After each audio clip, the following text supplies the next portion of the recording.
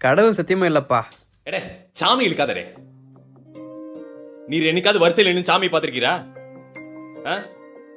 நேரடியா போயிருவீரே சன்னதிக்கே காசை நீட்டிட்டு செய்யறதப்பெல்லாம் செஞ்சிருவீரு. அது கழிக்க உண்டியெல்லாம் காசையும் போட்டுருவீரு.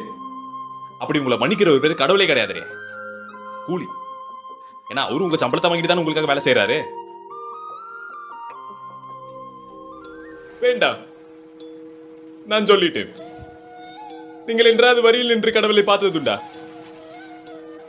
பார்த்திருக்க மாட்டீர்கள். செய்யறதப்பெல்லாம் செஞ்சுட்டு உண்டியலில் பணத்தை போட்டு விடுவீர்கள்.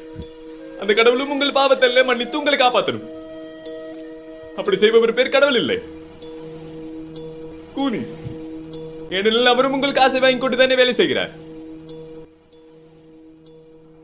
நோ, இப்ப எதுக்கு தேவையில்லாம கடவுள் இழுக்கிறீங்க? சரியா போச்சு போங்க. நீங்க என்னைக்காவது கியூல நின்று கடவுளை பார்த்திருக்கீங்களா? காசை நீட்டிட்டு போட நீ காட்டிட்டு மேல போயிருவீங்க. அவரை பார்க்க செய்யறதப்பெல்லாம் செஞ்சிடுறீங்க. அப்புறம் உண்டியெல்லாம் காசையும் போட்டுறீங்க. அந்த ஆளு பொட்டாட்ட மேல உட்காந்து உங்களை மன்னிக்கணுமா? நியாயமான இது? அப்படி மன்னிக்கிற ஒரு பேர் கடவுளே இல்லைங்க, கூலிங். ஏன்னா அவரு காசு வாங்கிட்டு தானே வேலை பார்க்கறாரு.